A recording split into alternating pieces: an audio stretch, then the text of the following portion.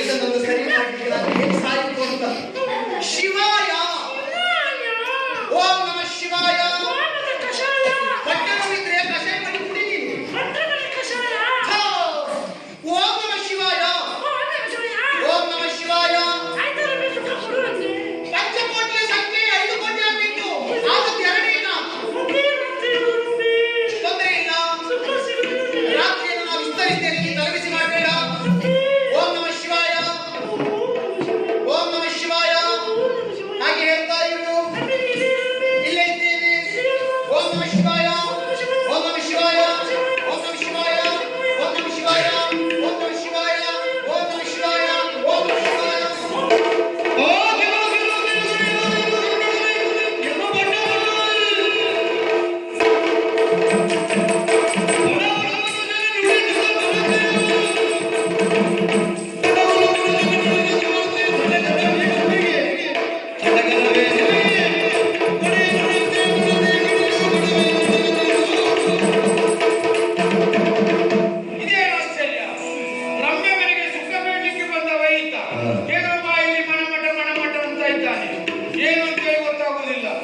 ಒಡೆಯ ಹೇಳಿದ್ದಾರಲ್ಲ, ಬೆಳಗಾಗುವುದರೊಳಗೆ ಅವ ಇಲ್ಲಿ ಬರಬೇಕು ಅಂತ ಹೇಳಿ ಕರೆದೊಯ್ತೇನೆ. ನೋಡೋಣ.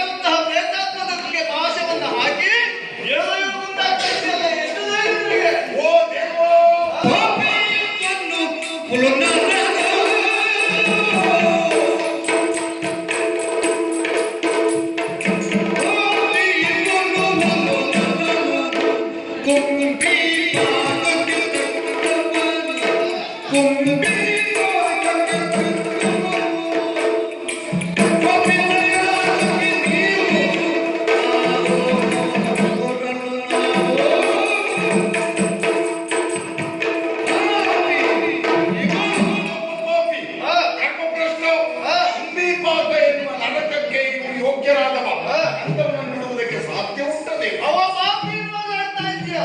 ಪಾಪಿ ಯಾರು ಸಮಾವ ಮಾಡಿದಂತಹ ಮಂತ್ರವಾದ್ರು ಯಾವುದು? ನಮ ಶಿವಾಯ ಎಂಬ ಪಂಚಾಕ್ಷರಿ ಅಂತಹ ಪಂಚಾಕ್ಷರಿಯ ಮಹಿಮೆಯ ಮಂತ್ರವನ್ನು ನಾವು ಪರಿಚಯಿಸಿದ ನಂತರದಲ್ಲಿಯೇ ಪಾಪವೆಲ್ಲವೂ ವಿಮೋಚನೆಯಾಗಿದೆ. ಹಾಗಾದ್ರೆ ಈಗ ನಾವು ಮಾಡಬೇಕಾದದ್ದು ಅವನಿಗೆ ಅಲ್ಲಪಾಶಿ ಹಾಕುವಂತದ್ದು ಅವ ಮಾಡಬೇಕಾದಂತಹ ಕರ್ತವ್ಯವೇ ಬೇರೆ.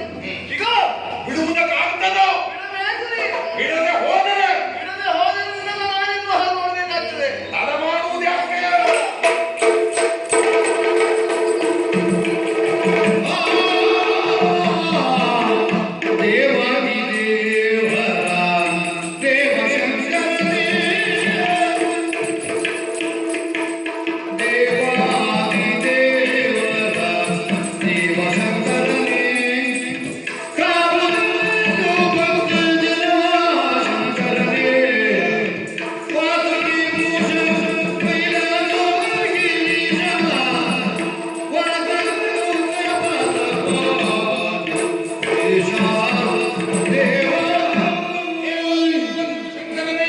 ಶಂಕರೋ ಇತಿ ಶಂಕರ, ಇದು ಸತ್ಯದ ಮಾತು. ಏನ್ ಮಾಡುವ ದೇವರೇ? ನಮಃ ಶಿವಾಯ ಎನ್ನುವಂತ ನಾಮೋಚ್ಚಾರಣೆ ಮಾಡುವಂತ ಸಂದರ್ಭದಲ್ಲಿ ನಾವು ಉದ್ದಟತನವನ್ನು ನಡೆಸುತ್ತಾ ಇದ್ದದ್ದಲ್ಲ, ಮತ್ತೆ ನೀವೇ ನಿಯೋಜಿಸದಿರಬಹುದಾದಂತ ಈ ಕೆಲಸ. ಅದು ನಮ್ಮ ಪಾತ್ರ ಏನು? ಚೈತನ್ಯವನ್ನು ಮಾತ್ರ ಅಪಹರಿಸುವುದು. ಕಡೆ ದಿಕ್ಕಿನ ಒಡೆಯನಾದಂತ ನಿನ್ನ ಸಂಕಲ್ಪ ಇಲ್ಲದೆ ಒಂದು ಇರುವೆಯೂ ಕೂಡ ಸಾಯುವುದಕ್ಕೆ ಸಾಧ್ಯ ಇಲ್ಲ. ಇವನಿಗೆ ಸಾವು ಬಂದಿದೆ ಅಂತಾದ ನಿನ್ನ ಸಂಕಲ್ಪ, ಅವನ ಚೈತನ್ಯವನ್ನು ನಾವು ಅಪಹರಿಸಿದ್ದೇವೆ. ನಿನ್ನ ಸನ್ನಿಧಾನ ಆಯಿತು ಎಂಬಲ್ಲಿಗೆ ಮುಂದಾಗಬೇಕಾದದ್ದೇನು ದೇವ? ಉದ್ದೇಶ ಬಲವಾದದ್ದೇ ಉಂಟು.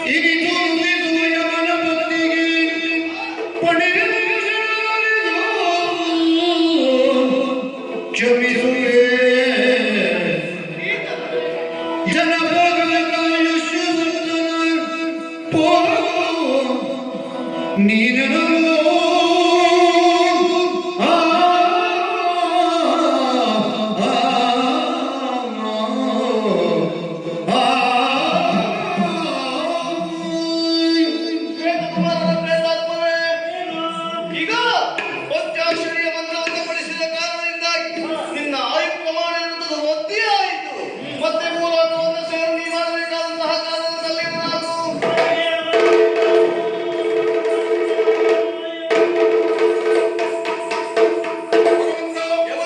ಅವನ ಕೊಳ್ಳಲಿರುವ ಯಮಪಾಶವನ್ನು ತೆಗೆದಿದ್ದೇನೆ. ಜನಪನಿಗಾಯಿತು ಸಾಯುಜ್ಯ ಎಂಬಲ್ಲಿಗೆ ಇದಾಗುವುದಕ್ಕೆ ಕಾರಣ ಏನು? ಉದ್ದೇಶ ಬಲವಾದದ್ದೇ ಉಂಟು. ದೋಷದಲ್ಲಿ ಎನ್ನುವುದು ಭೂಲೋಕದಲ್ಲಿ ತಾನೇ ತಾನಾಗಿ ಬೆಳೆಯುತ್ತಾ ಉಂಟು. ಸರಿ. ಯಾರಿಂದ ಬಲ್ಲೆಯ? ದುರ್ಜಯಾಸುರನೆನ್ನುವಂತಹ ದಾನವನಿಂದಾಗಿ ಅವನಿಗಿದ್ದಿರಬಹುದಾದ ವರ ಬ್ರಹ್ಮನಿಂದ ಪಡೆದಂತಹ ವರವೇ ಹಾಗೆ.